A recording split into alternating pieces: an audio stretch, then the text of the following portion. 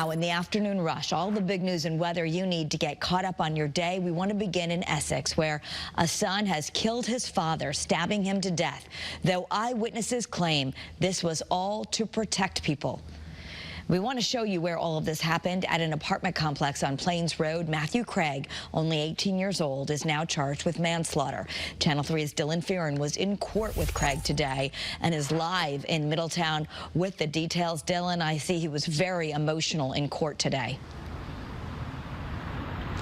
Yeah, Kara, we saw Matthew Craig for about 5 minutes. The whole time he was nearly uncontrollable, sobbing while facing a judge, knowing he had killed his father. I just read his arrest warrant. We know police interviewed Craig and 2 witnesses over the weekend, and they all said, all 3 witnesses told police that the older Matthew Craig, that's his father's name, had a history of domestic violence. And Friday night, heading into Saturday, in this apartment, there was a physical altercation between the older Matthew Craig and a woman. And this older Matthew Craig had allegedly been punching this woman, throwing her across a chair. That's when his son, the younger Matthew Craig, took a hunting knife and stabbed his father in the back multiple times, and he later died. We're in court with the younger Matthew Craig, of course, today. His attorney fighting for a low bond. The judge eventually settled on $50,000 bond.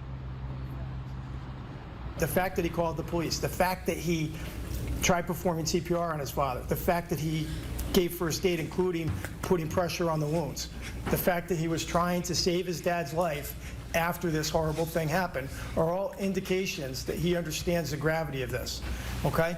And to lock him up at this point, he's not a menace to society, he's not a threat to society. This was a very focused and individual and personal incident.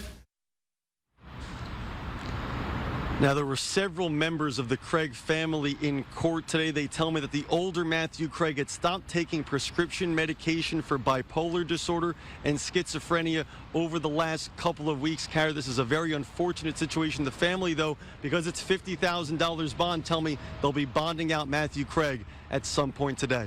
We're live in Middletown. I'm Dylan Fearon, Channel 3 Eyewitness News.